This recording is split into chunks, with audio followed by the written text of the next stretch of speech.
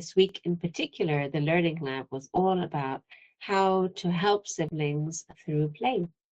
Now, siblings for me has been one of my biggest triggers when they were younger, because I have, as I mentioned, I have two, and they would fight.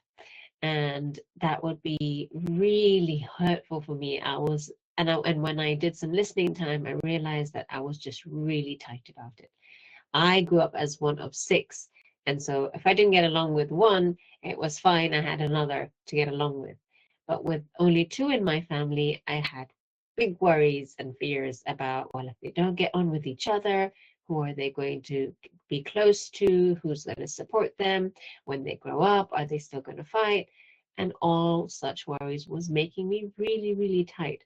And so if they would have what I now see as a very normal squabble, I would come in quite hard. I would probably go to my default, which was lecturing and telling them why they shouldn't be doing this and how important their relationship is, and blah and blah and blah. And literally, I could see it in their faces. They would switch off very quickly. And instead of doing what I wanted it to do, which is love each other more, it would actually just really irritate them about each other and push them further away. And it was only when I started doing a lot of listening time and looking at these reactions and looking at my triggers and working on this, was I able to relax around this and see it for what it was, just normal sibling rivalry. Rivalry usually is a fight for a resource, and the resource is usually a parent or both parents, and their attention and their love and all of that. And when I just started seeing it as being a very normal part of childhood, and a part of childhood where, it teaches them actually a lot. It teaches them resilience. It teaches them teamwork. It teaches them the ability to fight and forgive. It teaches the ability to fight and make up. It teaches them the ability to move on from disagreements. All really essential life skills for later. When I actually started looking at this after releasing my own load, I was able to be so much more relaxed. And when I was relaxed, I didn't react, and sometimes it just blew over on its own, or I was able to intervene calmly, or I was able to intervene playfully. And that's what I want to talk a little bit about today. Because playful interventions actually worked really well when I was able to do them. And the simple fact is, it led to laughter, and laughter is connecting. And when you are connecting through laughter, you are bonding. So actually, sometimes it resulted in them actually even being closer than when they started off. I'll give you one example. There was one time where we had to go and visit a family. I think they'd had a death in their family, and it was later than I would have liked, but it wasn't in my control. So I took them, we ate dinner, and then we all went to visit this family. And when we came back, my expectation was that they would go up and get changed and get into bed because it's late. And I expressed my expectation, and of course, the first thing they did was break this expectation. So they were going up the stairs, and my son grabbed onto my daughter and just started holding her back from going upstairs. Something very typical. So she started whinging and whining, "Ah!" And I was feeling quite calm and quite present, so I was able to have a playful response. So what I did was, I grabbed onto him and I said, "I've got him, now you can escape." And I'm trying to hold him just the same way he's trying to hold her.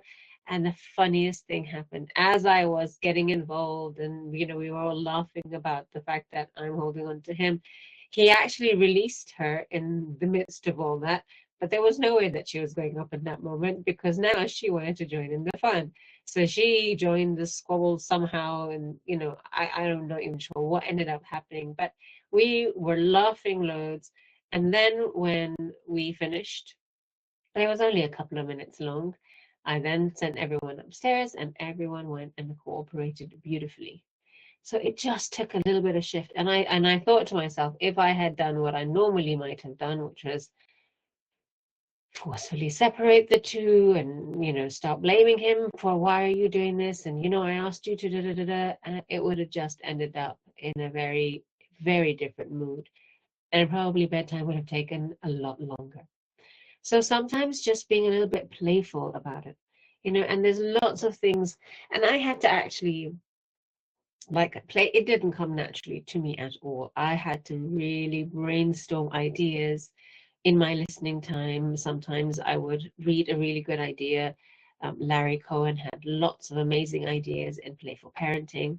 So I would write those down. I would stick them up somewhere where I can see. And I think like until recently, it's been on my board that's in front of me here. And that's how I would make sure it's really front and center so that I can, dip into those ideas when I need it. Because when you're in the moment, chances are you're very close to being overwhelmed yourself and you can't think. And the last thing you want to do is be playful. But a couple of the ideas, for example, that I came across from Larry Cohen were one is to treat it like a tennis match. So especially maybe if there's no hands involved and their words are flying from one to the other, then you literally go as if you're following a tennis match. Oh, he gave a good shot. Oh, he returned it with speed. Oh, and they will start laughing and maybe they'll start hamming it up. But now their aim is not to actually dig at each other and cut each other down. It's to get a response from me. And so I become the person that they're focused their attention on. And like I said, with other times, it just fizzles out much quicker than if I were to step in and get involved.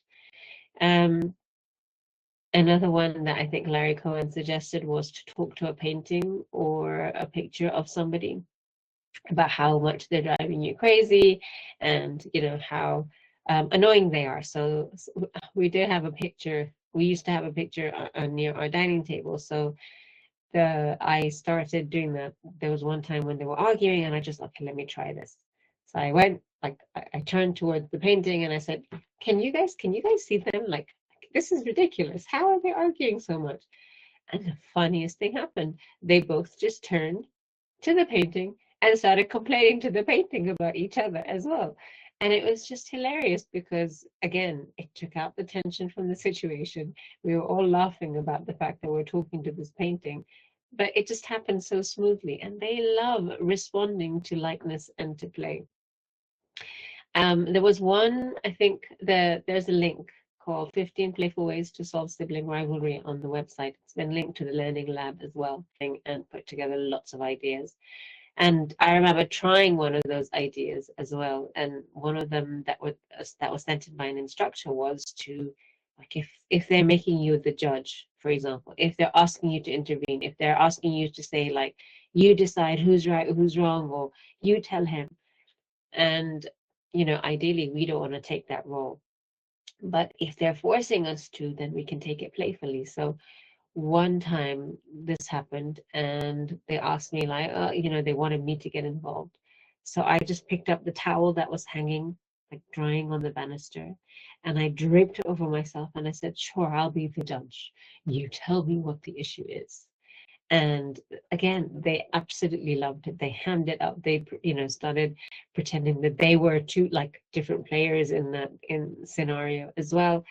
And it just took the heaviness out of it and made it something into that was light and much more resolvable, and they moved on very, very quickly after that. So those are just some ideas. I hope that's been helpful. If you have any questions, feel free to reach out on the Parent Club community. And you have instructors there, moderators there, myself and Kathy and Emily, who will be happy to answer any questions that you have.